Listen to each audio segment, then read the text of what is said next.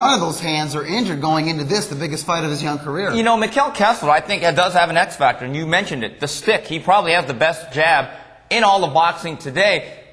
The caveat here is now he's facing a southpaw. Now, there's a big misnomer that you can't use your jab against a southpaw. I completely disagree, but it's much more difficult to land it on a consistent basis. This is not Librado Andrade. Sometimes styles make fights, sometimes they don't make fights.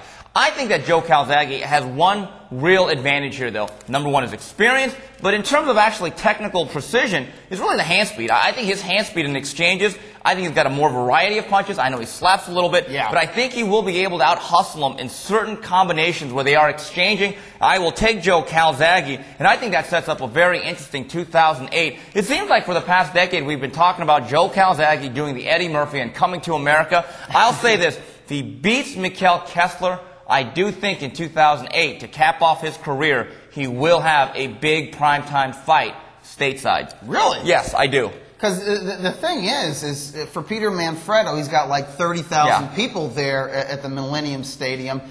There should be 30,000 or 40,000 this Saturday for the Kessler fight. If there's ever a reason for a regional fighter to stay in his region, it's because you can put that many butts in the seats.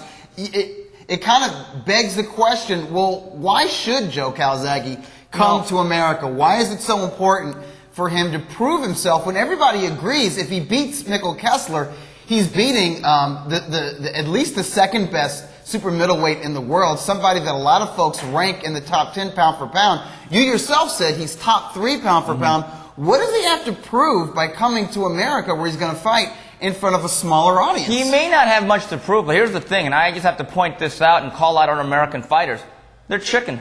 They talk a lot, but they don't want to go across the borders. They don't want to go across the seas. They don't want to go across the other side of the pond. And I hate to say it, I think the European guys right now are a little bit gutsier. They make the trek over here like Ricky Hatton. Our guys don't want to seem to reciprocate, and I think that paradigm has to change because like you mentioned, last I checked, it's the European guys making the turnstiles click over and over again and putting asses in the seats. But I do think there are certain fights out there where there will be enough money where the risk versus reward pendulum does even out. Well, that's it for the Super Middleweight Showdown on HBO from the Millennium Stadium, Cardiff, Wales.